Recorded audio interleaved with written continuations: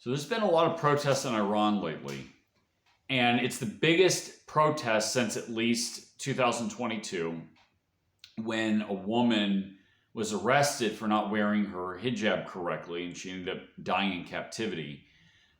These protests are as a result of the currency collapse, which, when that happens, essentially you have hyperinflation and it wipes out anybody's savings, it wipes out middle classes, it makes doing business almost impossible to do.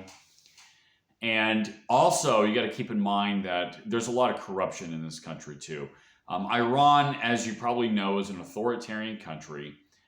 It's a theocracy. And there's a lot of corruption. Their oil producing ability is not, it doesn't work correctly because they're not able to get technology, partly because of the sanctions.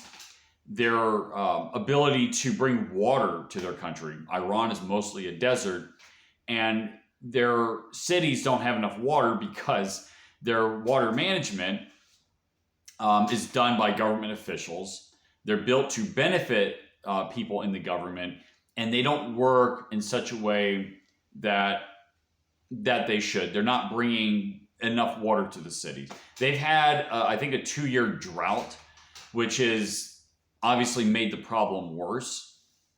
But it's so bad that they don't have enough water pressure in Tehran to bring water to the top floors of their high-rise buildings. So they're lacking water.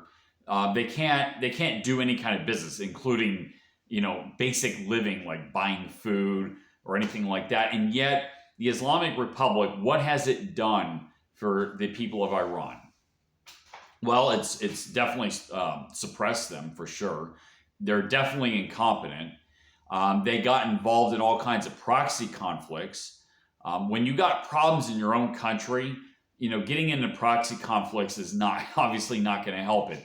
Of course, we look here in the United States, we've done the same thing. But Iran, obviously, like I said, it's an authoritarian country. They've done nothing for their people. And you notice how the far left isn't siding with the protesters in Iran.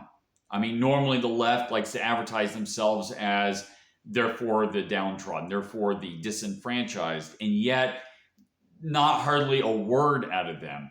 And that's because they're authoritarian.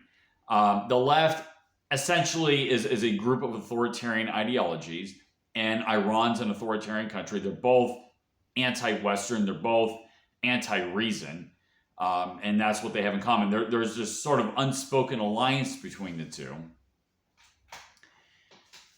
And that's the reason why the far left hasn't said anything good. They haven't, in any way supported, for the most part. I mean, I'm sure there's some individuals, but for the most part, there's hardly any support for coming from the far left in support of the protests in Iran. I mean, you want to talk about suppressing women's rights, you want to talk about suppressing civil rights, you want to talk about, progress and development, right? It's not about that. It's about authoritarianism. You see, in a free country, you're judged based on your performance. And people who don't do very well, being judged based on their performance, favor authoritarianism because essentially they're losers. They want to control other people. They want to control the situation. They want to use force against people so that it benefits them. So yes, there's an alliance between the far left and radical Islam. We've known this for a long time, and in fact, I think that's how the Islamic Republic came to power in Iran anyway, because the Shah was being opposed by the left and by the religion at the same time, and they actually formed an alliance, and they put the Islamic Republic into power. Well, it's not working very well. For over 40 years that they've been in power, what have they done for Iran? They've done nothing but bad things for Iran. I hope to see that Iran can hopefully do something, perhaps topple their government. Perhaps this will scare the government into doing reforms, which I think will eventually lead to their toppling anyway. And then I hope that Iran will eventually have a better and brighter future, and they can have freedom, and they can, be productive in the future. So I'm hoping for the best for the protesters in Iran, and I hope that things work out.